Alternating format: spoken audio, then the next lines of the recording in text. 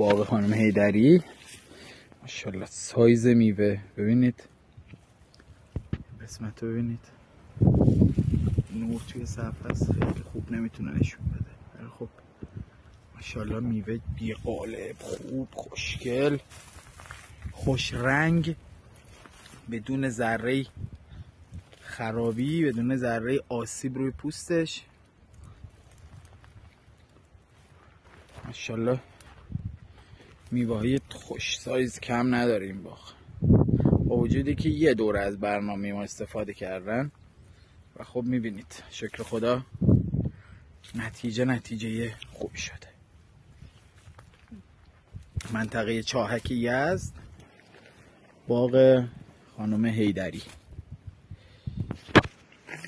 ماشاءالله این میوه میتونه صادر بشه.